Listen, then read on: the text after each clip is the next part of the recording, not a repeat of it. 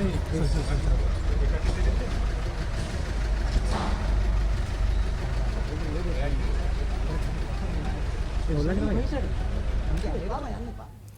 the footage, compilation of footage from the Easter Sunday attacks on the 21st of April 2019 were just brought to you.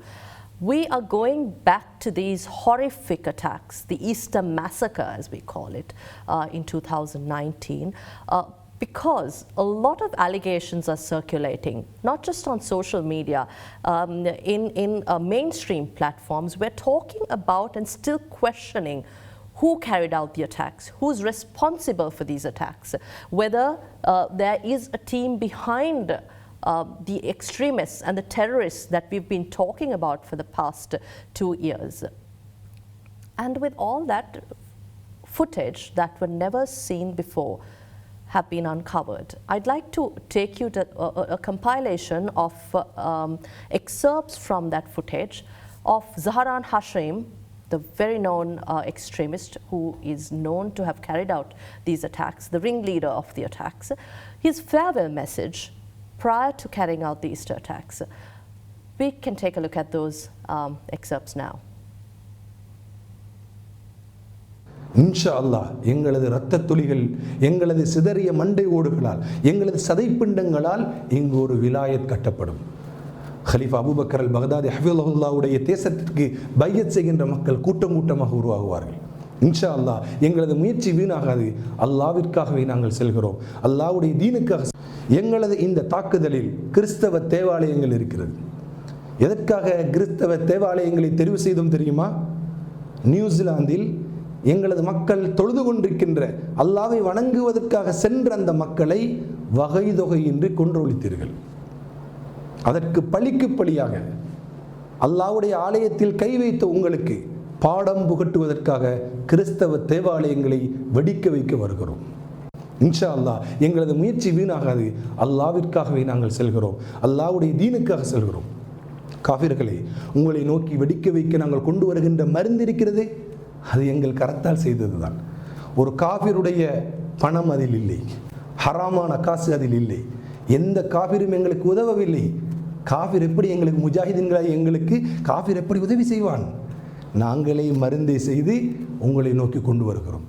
Now this footage, I believe, answer questions that have been dividing our nation. Unseen footage exclusively now available at Hyde Park on Ada Derana 24.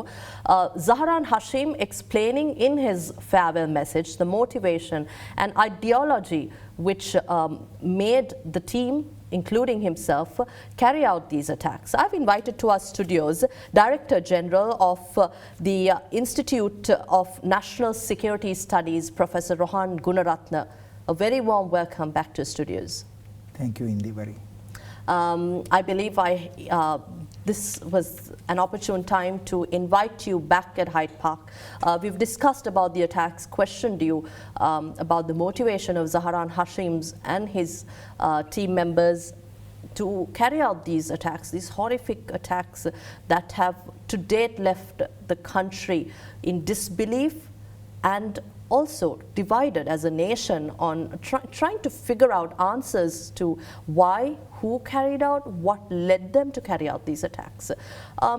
You did give us back then in 2019 an understanding of this movement that was spreading across Asia, the movement of ISIS in Sri Lanka and our parts of the region.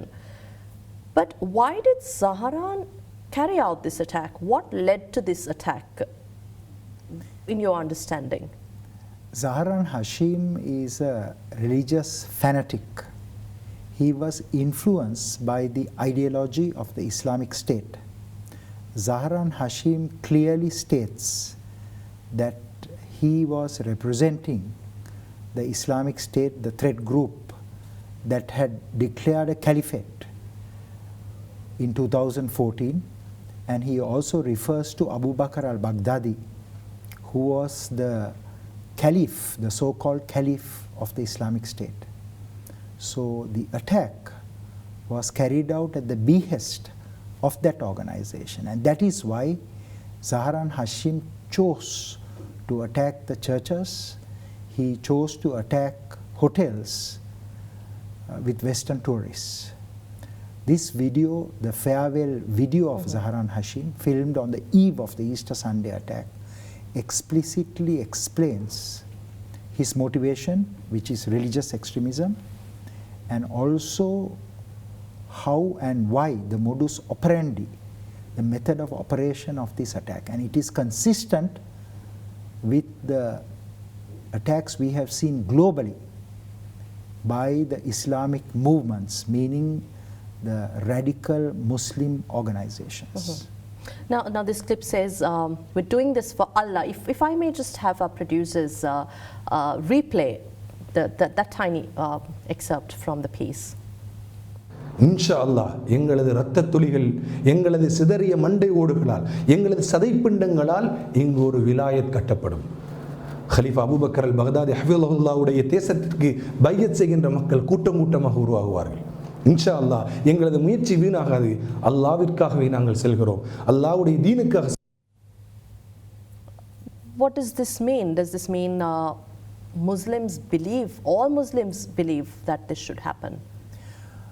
Muslims do not believe that non-Muslims or unbelievers should be attacked.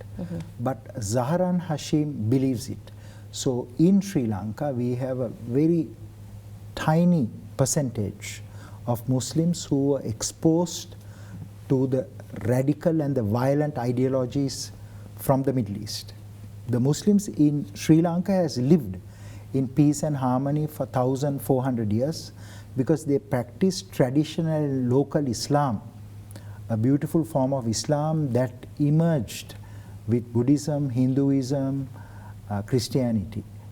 But since Sri Lanka became an open economy in 1977, and especially after the tsunami of 2004, we saw from the Gulf countries a very virulent form of Islam came here, and a core teaching of that Islam is al-wala wal-bara, that is loyalty to Muslims and hatred to non-Muslims. Zahran believes in that ideology. But I want to tell you that most Muslims in this country are peaceful Muslims, and it's a very small percentage that believes in it. And that is why government and the Muslim partners, ACJU, DMRCA and other Waqf board, other organizations should ensure that Muslims are protected from these extreme ideologies. Otherwise we will become like a country in Asia, Africa and the Middle East where there are frequent terrorist attacks. So is this where he's talking about unbelievers? I'd like that replayed. சகோதரர்களே, முஜாஹிதீன்களே, உங்களுக்கு ஒரு செய்தியை சொல்கிறோம். உறுதியோடு இருங்கள். காவிர்களை விட்டு விடாதீர்கள். காவிர்களை பற்றி அல்லாஹ் சொல்வதை மறந்து விடாதீர்கள். எங்கள் மக்களை கொன்று குவித்து விட்டு இங்கு சுற்றுலா வருகின்ற காவிர்களை விட்டு விடாதீர்கள். இலங்கையில் உள்ள காபிர்கள் இவர்கள் லேசுப்பட்டவர்கள் அல்ல. இவர்கள் அல்லாஹ்வையே ஏசியவர்கள். லஃப்துல் ஜலாலா, கண்ணியமிக்க அல்லாஹ்வுடைய வார்த்தையை பன்றியில் எழுதி ஆர்ப்பாட்டம் செய்தவர்கள். அல்லாஹ்வுடைய மர்மஸ்தானம், அல்லாஹ்வுக்கு மர்மஸ்தானம் இருக்கிறது என்று கேவலமாக பேசியவர்கள். எங்களது நபியை தரக்குறைவாக விமர்சித்தவர்கள், குர்ஆனை எரித்தவர்கள், பள்ளியை உடைத்தவர்கள், அல்லாஹ்வுக்கு இணை கற்பித்து வாழுகின்றவர்கள். இவர்களை குர்ஆனில் அல்லாஹ் சொல்வது போன்று ஃபக்துலுல் முஷ்ரிக்கீன ஹைது வஜத்துமுஹும், முஷ்ரிக்குகளை கண்ட இடத்தில் நீங்கள் கொல்லுங்கள் என்று அல்லாஹ் சொல்கிறான். முஷ்ரிக்குகளை கண்ட இடத்தில் கொல்லுங்கள். காஃபிர்களே, உங்களுக்கும் எங்களுக்கும் மத்தியில் வலைஸ பைனனா வ பைனல் குஃபார் இல்ல சைஃபுல் பத்தார், தெரிந்து கொள்ளுங்கள். உங்களுக்கு எங்களுக்கு மத்தியில் வாழ்த்தான் பேசுமே தவிர உங்களுடன் எந்த சமரச பேச்சும் எங்களுக்கு கிடையாது. இஸ்லாமிய மார்க்கத்தில் அப்பாவி பொதுமகன் இராணுவம் என்ற ஒரு வேறுபாடு கிடையாது. மனிதர்களை இஸ்லாம் காஃபிர் முஸ்லிம் என்று தான் பிரிக்கிறது. காஃபிராக இருந்தால் அவனுடைய ரத்தம் ஹலால். அவன் ஜிஸியாவை செலுத்தி ஒப்பந்தம் செய்து கொண்டால் அவனுடைய ரத்தத்தை நாங்கள் ஓட்ட மாட்டோம். இஸ்லாம் ஈமான் அமான் இரண்டும் இல்லாவிட்டால், இறை நம்பிக்கையும் முஸ்லிம்களுடன் ஒப்பந்தமும் இல்லாவிட்டால் உங்களது ரத்தம் எங்களுக்கு ஹலால், அதை ஓட்டுவோம், உங்களது பொருளாதாரத்தை கனிமத்தாக பறிப்போம். முஸ்லிம்களே, நீங்கள் காபிர்களுடன் சமரசம் செய்து வாழ்வதை விட்டுவிடுங்கள். திருமறை குர்ஆனில் அல்லாஹ் சொல்கிறான், வலா யஸாலூன யுகாத்திலூனக்கும் ஹத்தா யருத்தூக்கும் அன் தீனிக்கும் இன் இஸ்ததாஉ, அவர்களால் முடியும் என்றால் உங்களை மதம் மாற்றும் வரையும் உங்களுடன் போர் செய்து கொண்டே இருப்பார்கள். Who are these unbelievers? What are they talking about here? Zahran Hashim refers to as believers, fellow Muslims, as unbelievers, Christians. But let me interrupt, sir. When you say fellow Muslims as believers, we're referring to all Muslims who you say are not part of this entire ideology. Yes, Zahran started to radicalize the Muslim community, but Zahran was stopped at some point, and Zahran at that point went underground. He fought with the Sufis in Katankudi in 2017 March. Then in 2017 March he became a wanted man. Then he couldn't openly preach. Then he became a hunted man. Then he went underground and he started to organize a series of attacks. Now, when Zahran says unbelievers, he means people who do not believe in Islam. And that category becomes his principal target. If you look at the attacks Zahran staged, even before Easter attack, because he attacked the Mother Mary statue, the Ganesh statue, the Buddha images in the central hills of our country in December of 2018. So you can see his ideology starting to manifest. Of course, the most significant terrorist attack he mounted was the Easter attack, where he specifically targeted the hotels to kill Westerners and the churches to kill Christians and Catholics. But why specifically these churches and hotels in Zahran's and these attackers' views? Why did they target these attacks in such a way? Hotels to churches and one of the most important days of the Catholic faith. Zahran very clearly explains that his motivation to attack the hotels is because Westerners were in those hotels. They came here on holiday. And he says that Westerners were mounting attacks against Muslims in Iraq and Syria. There was a coalition, European, American, Australian coalition that was operating in Iraq and Syria, trying to stabilize those countries because a terrorist group called the Islamic State and previously Al-Qaeda was dominating. So what we are seeing is, Zahran says, it is in revenge for those Western troops, Western forces, Western governments that he mounted the attacks against Westerners in these hotels. So his primary target in hotels was Western tourists. When it comes to churches, he clearly says, I attacked the churches because of what happened in New Zealand. In New Zealand, an Australian went and attacked, he was a right-wing terrorist, he went and attacked 2 mosques, and Zahran says it is in retaliation to that attack in New Zealand that he's mounting Easter Sunday attack. We will try to share with you excerpts of footage that we've received exclusively of Zahran's so-called farewell message prior to the Easter attacks. But at the same time, before I talk about the hotels and about the churches, why they were attacked, I want to ask you the significance of this video. Why are we releasing it now? How do you get hold of these footage? Where does it come from, and why are we sharing it now? How did we not have this 2 years ago?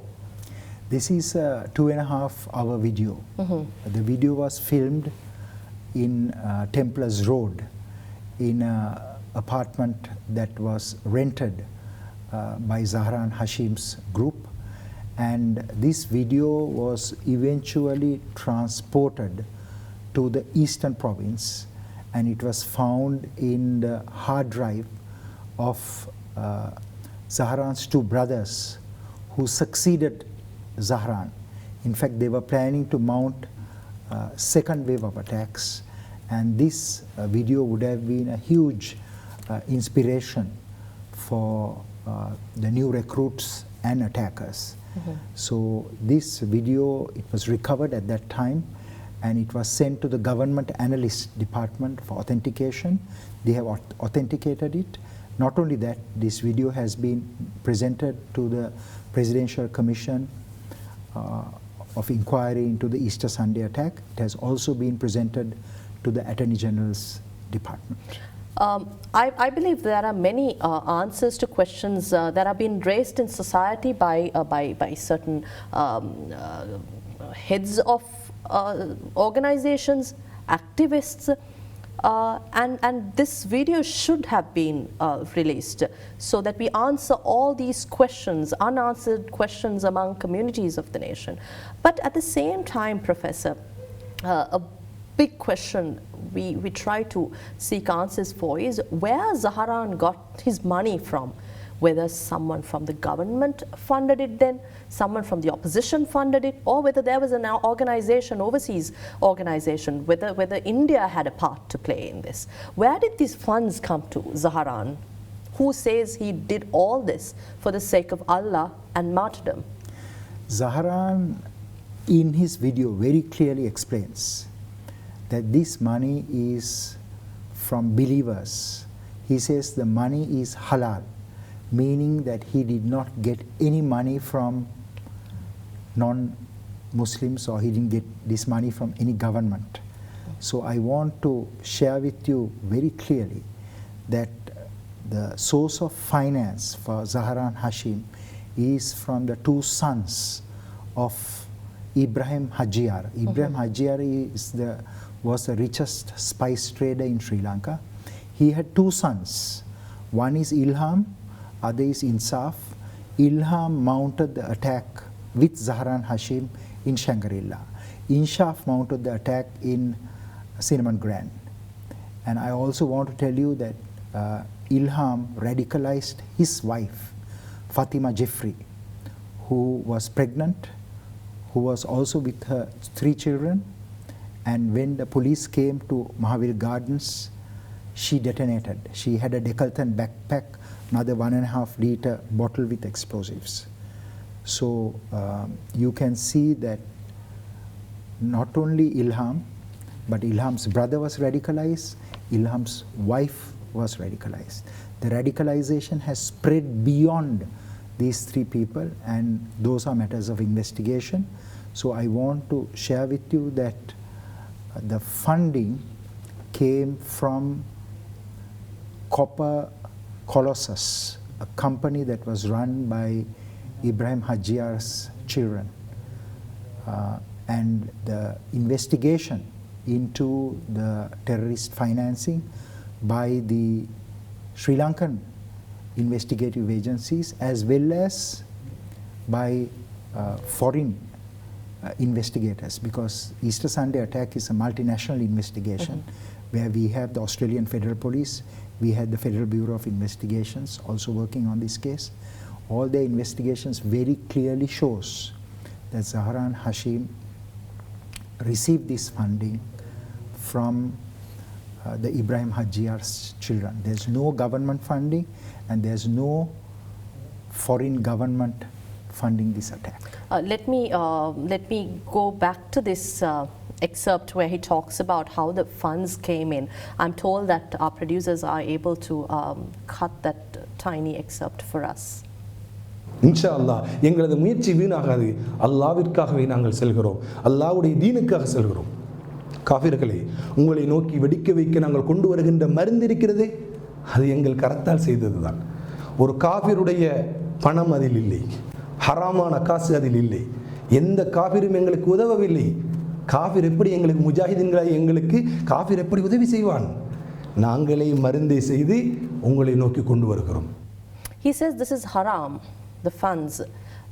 And this also leaves a question whether Muslims are involved, and we have to clarify that, I think, before we move on in this conversation, that no Muslims, we have a great vibrant community of Muslims and people of the Islamic faith who coexist with the Sinhalese, to burghers, to Tamils. I think you very well explained this during our previous programs too. But if you can further explain how Zahran and his team are trying to bring the entire Islamic faith here together. Zahran believed that he should not take any money from non-Muslims, and that is called haram, not permitted. So he only took money from fellow Muslims, that is halal. Now in Sri Lanka, most Muslims did not support Zahran Hashim's ideology. Zahran Hashim's ideology initially was Salafi Wahhabism. Those groups are called Tawhid groups. So that is why the Sri Lankan government has proscribed those groups. And these Salafi Wahhabi groups, they unfortunately replaced the local and traditional Islam, which is a very beautiful form of Islam, where there was no separation between the Muslims and the non-Muslims. But with this ideology coming, a tiny segment of Muslims started to look different and think different and appear different. They had their own dress code, they had their own food, they had their own schools, and they had their own practices. For example, if you look at Insaf and Ilham, they don't want to vaccinate their children, right? Fatima Jifri wanted the children to study at home, didn't want to send them to school, right? So the radicalization was very, very deep. They don't want to have anything to do with non-Muslims. In fact, Fatima Jifri told both her parents and told Ilham's parents, that is the Shangri-La suicide bomber's parents, that they should give charity to non-Muslims. But in Islam, it is one of the great religions where zakat, sadaqah, charity is a part and parcel of that religion.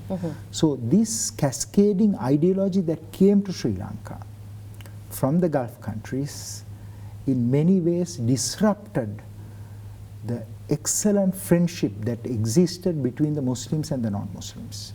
That is why we are very keen that the Sri Lankan Muslim community play the first role, the premier role in de-radicalizing and rehabilitating those who have drifted towards Salafi Wahhabism.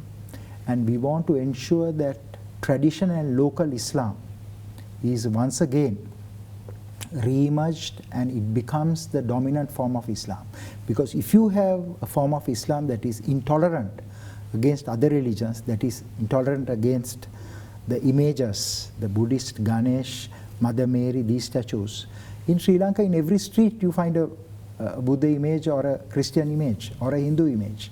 So these ideologies should be very tightly controlled.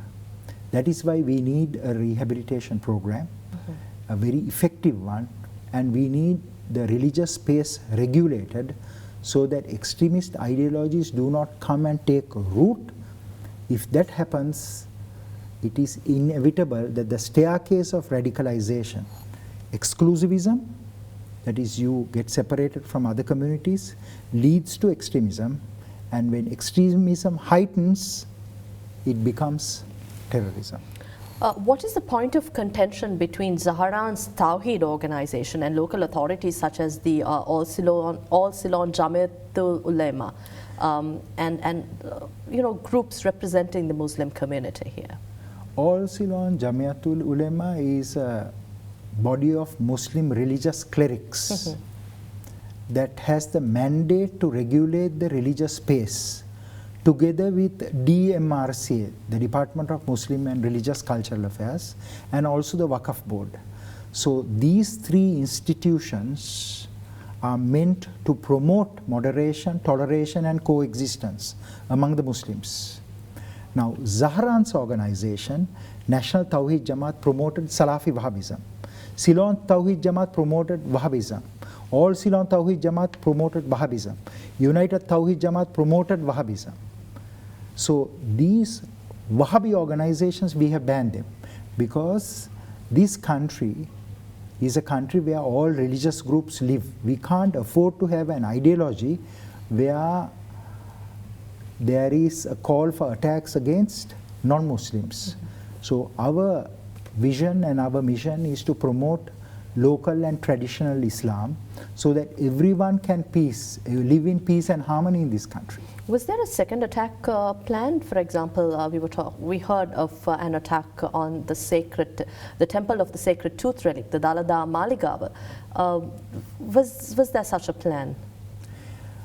When Zahran Hashim executed the Easter Sunday attack, his two brothers, Zaini, who is a Muslim religious cleric, a Maulavi, and Rilwan, who was the military wing leader, who was an explosives expert, they moved to the eastern province. And they eventually, in the eastern province, they were moving in 2 or 3 different places, and their final place was Saindamardu. And in Saindamardu, due to intelligence operation, police and military was able to locate their safe house, and at that time there was a mass suicide. And in that mass suicide, everyone was killed. They all detonated because they also believed in the same ideology as Zahran Hashim. And it was that team that was planning to mount an attack against the Dalada Maligawa has a procession, the Kandi Perahara. They were planning to mount an attack against that and other targets. They had already mounted surveillance on other targets, and they were preparing for that attack. They had sufficient explosives and sufficient number of suicide bombers to mount a second attack. But fortunately, the military and the law enforcement agencies working with intelligence was able to detect and disrupt and dismantle that cell in the eastern province.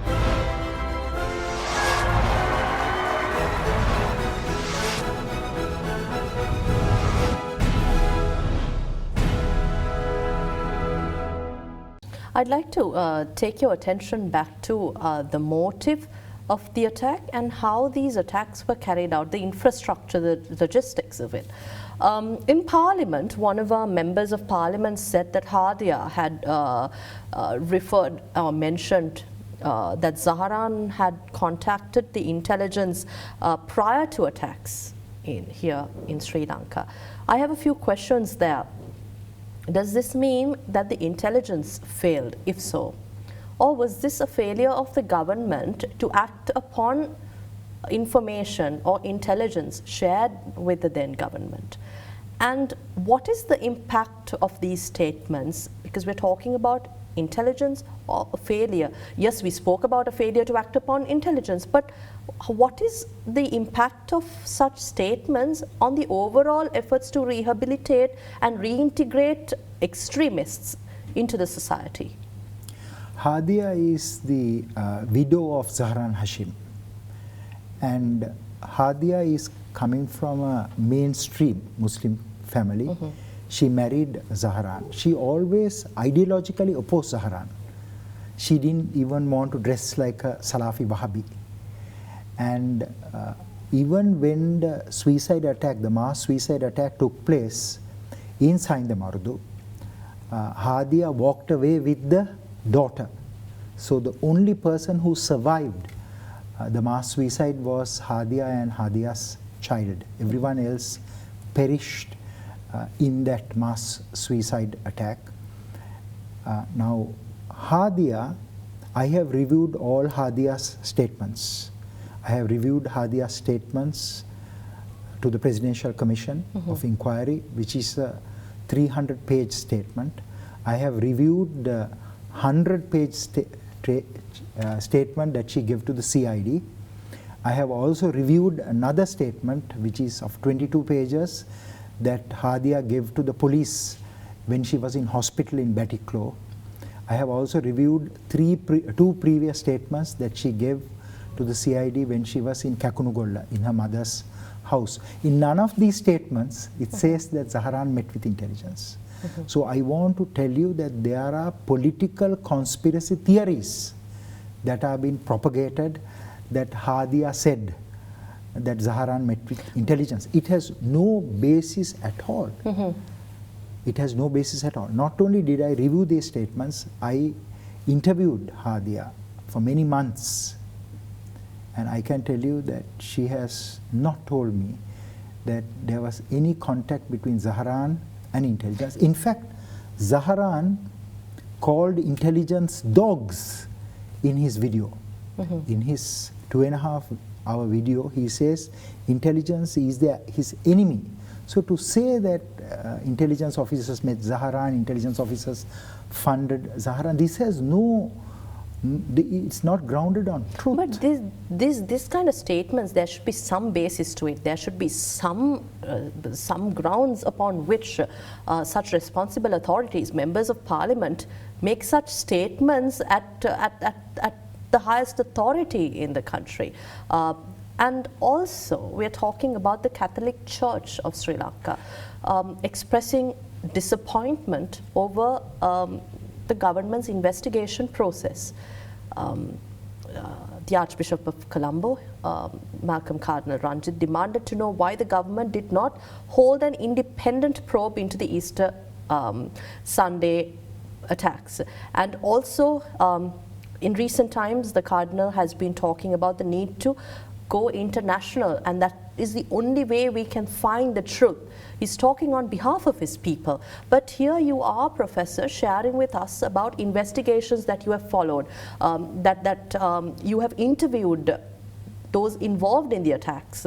There seems to be a mismatch on these attacks, the evidence we have footages these that we're sharing now, and the kind of the Easter Commission report. There is a lot of allegation on how the Easter Commission report failed to uncover or bring out the truth that we are all seeking. How does this happen? Easter Sunday attack, there were 3 investigations and 3 fact-finding reports. One is the Presidential Commission, headed by Justice Janak.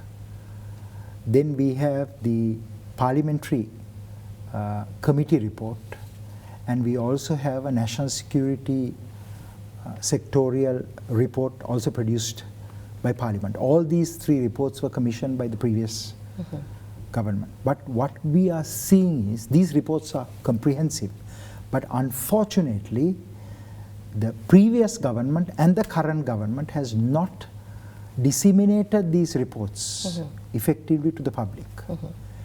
So I believe that rather than having these thick reports, it is important to have a good public communications campaign so that these conspiracy theories don't emerge.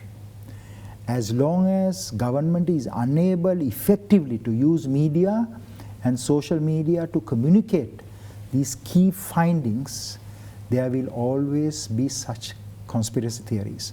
One of the reasons this video is being released is because we thought that let's not wait until the trials are completed, because of these conspiracy theories gathering traction. If these conspiracy theories gather traction, what is going to happen is it's going to severely impact on our rehabilitation program.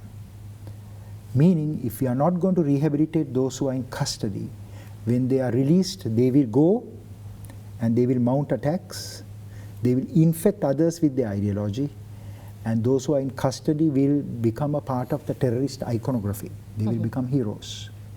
That is why it is so important for government to constantly monitor and rebut the online falsehoods and manipulations that a very small amount of politicians are doing for political reasons. With regard to the Cardinal, I want to share with you, the Cardinal bears the greatest weight of Easter. Cardinal is a good man. He prevented a riot of the scale of July 1983, immediately after Easter attack. He told fellow Catholics and the Christians, if you want to kill Muslims, first attack me. And he said, if you do it, you will not go to heaven. So I believe that the cardinal should have been engaged better. Government should have had every 2 weeks a press conference on the ongoing investigation and kept the community, and there are some things that you can't tell the community, at least they should have kept the cardinal informed. Cardinal is seeking justice, cardinal is seeking truth. The truth is found in the 3 fact-finding reports.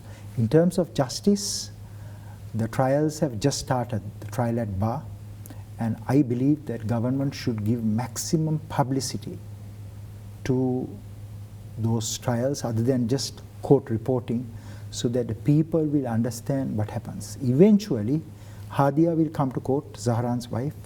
Eventually, Naufa will come to court, the mastermind, the man who brought the ideology from the Middle East and introduced it to Zahran.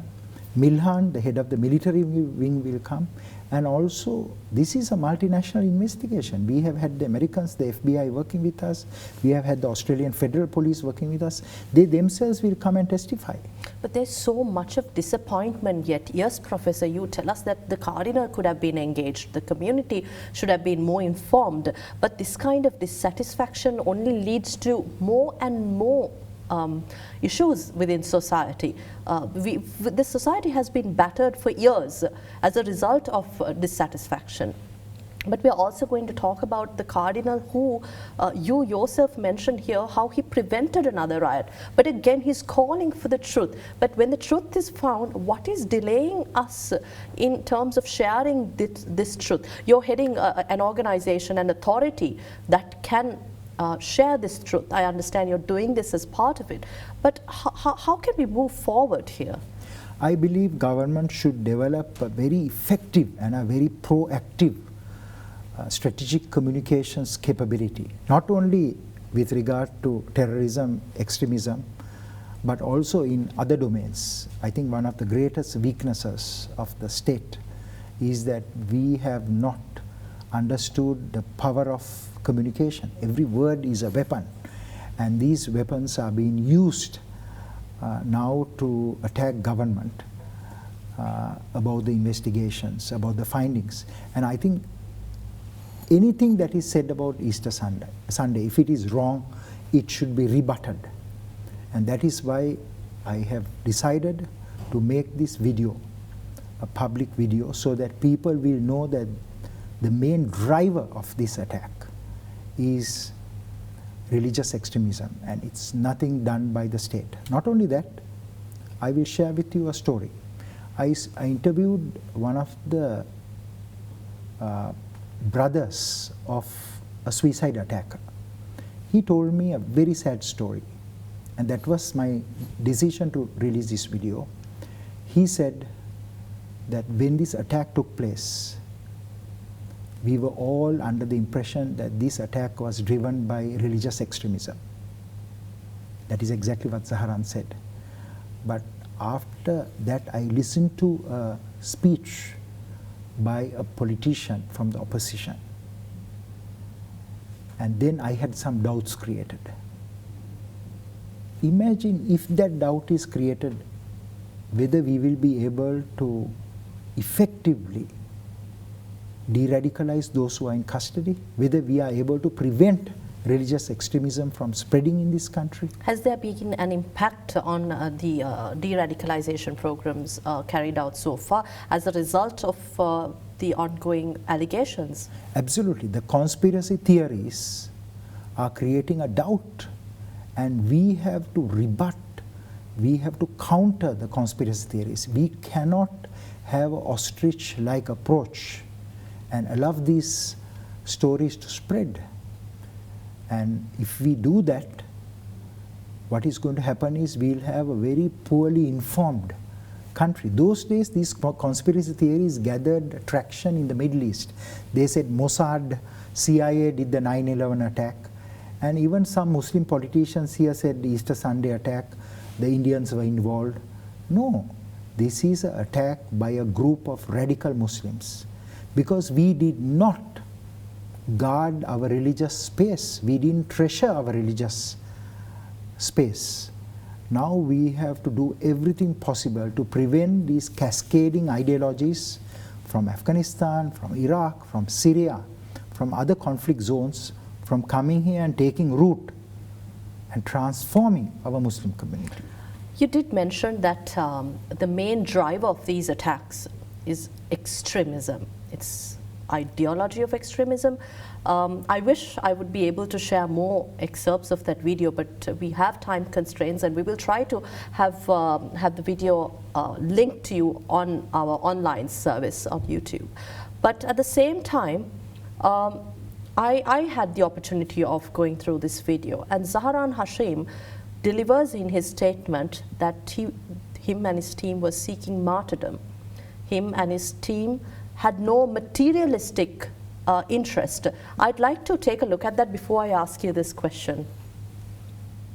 இந்த துனியாவையும் துனியாவுடைய அலங்காரங்களையும் நாங்கள் தலாக் சொல்லிவிட்டோம். நாங்கள் நஹ்னு அஹ்லுல் குர்ஆன், குர்ஆனுடைய மக்கள், உயிரை கொடுத்து சொர்க்கத்தை வாங்குபவர்கள். இந்த துனியாவுக்காக எங்களுடைய வாழ்க்கை அல்ல. லியஅலாய் கலிமத்தில்லா, அல்லாஹ்வின் வார்த்தை மேலோங்க வேண்டும். தஹ்கீமு ஷர்இல்லா, அல்லாஹ்வுடைய ஷரியா, அல்லாஹ்வுடைய பூமியை ஆள வேண்டும். இதற்காகத்தான் நாங்கள் வந்தோம். கண்ணியமிக்க இஸ்லாமிய சகோதரர்களே, அல்லாஹ்வின் நல்லடியார்களே, வல்ல அல்லாஹு அஸ்ஸவஜல் எங்களுக்கு தௌஹீதின்பால் வழிகாட்டி அந்த தௌஹீதை செயலுருவம் கொடுக்கின்ற வகையில் ஜிஹாத் என்ற உன்னதமான இந்த இபாதத்தின்பால் எங்களை அல்லாஹ் நேர்வழி காட்டினான். ஜிஹாதின் மூலம்தான் நாங்கள் கண்ணியம் பெற்றோம். சிலாஹ் என்று சொல்லக்கூடிய இந்த ஆயுதத்தை சுமந்ததின் மூலம்தான் நாங்கள் உயர்வை அடைந்தோம். இன்றைய தினம் அல்லாஹ்விற்காக அவனுடைய பாதையில் உயிரை கொடுக்கின்ற ஒரு உன்னதமான இபாதத்திற்காக நாங்கள் எல்லாம் ஒன்று திரண்டிருக்கிறோம். அதுதான் அமலியா அல் இஸ்திஷாதியா, வீர மரண தாக்குதல், தற்கொலை தாக்குதல். I have a number of questions for you here, Professor. I'm trying to understand what this what they're trying to achieve here. We're talking about mainstream Islam practiced in Sri Lanka and around the world. You did mention the difference between what Zahran Hashim and his team of extremists have practiced, but I'd like you to give us, refresh our minds and memories on what they're really seeking here. When you say martyrdom, jihad, what is this they want? And they also, I did see a subtitle of his Arabic statement where he says, we love our families, but God comes first. But isn't this the God that all Muslims have faith in and worship? Where does this come from in the Islamic preachings? Zahran is not a mainstream Muslim. He is a deviant Muslim. He has broken away from the mainstream thinking of Islam. And Zahran in this video refers to suicide, ijtihad. He refers to Amalia, suicide operations. He refers to jihad, holy war. All these are concepts that are being manipulated and misinterpreted by the extremists to advance their political objectives. This is not mainstream Islam. And I want to share with you that Zahran speaks about going to heaven. Zahran's entire team believe that they are going to heaven. He says that if you commit suicide, you will go to paradise, you will have an audience with God, you will be forgiven for sins and vices, you can take 70 relatives with you to heaven, and you will have 72 virgins. But I want to tell you that this is not mainstream Islam, and this is the type of Islam that Al-Qaeda, Islamic State, and their local groups in Sri Lanka that advocated. For example, the NTJ, the National Tawheed Jamaat in Kathankudi. Similarly, the JMIs, the Jamiatul Millati Ibrahim Fi Silani organization. All these ideologies came from overseas and took root in Sri Lanka. So what is key and what is important is that we have to fight ideological extremism. It is too late when a fully fledged suicide bomber is formed and he is going to mount an attack to stop an attack. So the strategy is to prevent. Strategy should be proactive to prevent radicalization. And we can only do this if we work with the Muslim community, if we build a good relationship with the Muslim community, if you mistrust the Muslims, if you distrust the Muslims, if you constantly tell the Muslim, you are a terrorist, you are an extremist, you are a radical, you can't do it. Muslims are like you and me. Most Muslims, it's a very tiny minority that has become like that. Every religious group has produced its share of terrorists. Om Shinrikyo in Japan, Soko Asahara, a Buddhist extremist group, right? RSS had Godsai, who went and killed one of the great leaders of India, Gandhi. Then we had the Kakkane group in Israel, Jewish terrorist group. So many Christian terrorist groups. The guy who, the terrorist who mounted the attack in New Zealand. Who's this Sonic we're talking about? Sonic is a name of an intelligence agent. And Sri Lankan intelligence services, we have two services, two premier services. One is military intelligence, other is the state intelligence service. The state intelligence service and military intelligence produced 350 reports before the Easter attack and informed the political leaders to take action. They didn't, because national security was not a priority during the last government. Sonic is one of those agents who generated that intelligence and information. So the way intelligence services worldwide work, not only Sri Lanka, is that they will create avatars, they will create certain assumed names, and they will communicate with real extremists and terrorists. Sonic communicated with a man called Matale Zahran, right, or Podi Zahran. I spoke to that man, he's in custody. And that man was in Qatar, and he was planning to go to Afghanistan with his brother. So I want to share with you that that communication has been misinterpreted and manipulated by certain individuals, and they are trying to harm the Sri Lankan intelligence services. Intelligence services, if they are harmed, we will suffer another attack. So my appeal to our viewers is, remember what happened in Aturgiriya. The commanding officer of the Military Intelligence Corps, Colonel Nizam Mutalif, was killed. Colonel Meedin was killed. A very large number of intelligence operators, informants were killed then. Today, if our intelligence officers are exposed, the same thing will happen. We will not be able to protect this country. So I would say that intelligence, law enforcement, military agencies are the guardians of the state, and we have to protect them. And if there was a neglect of responsibility on their side, I want to tell you that is because of the pressure they received from the political leadership at that time that didn't understand national security or did not give a priority to national security. I hope this video that we have exclusively released at Hyde Park on Ada Derana answers some of the most unanswered questions of the community. Thank you very much, Professor Rohan Gunaratna, for joining us, for sharing your observations, your research, and your understandings on this very important question. Thank you very much, Indeewari. We had with us the Director General of the Institute of National Security Studies of Sri Lanka, Professor Rohan Gunaratna, who himself interviewed those involved in the Easter attacks, not just the Easter attacks, but former de-radicalized members of the IS and some of the extremists who have been propagating this ideology world over. Thank you for watching us at Hyde Park.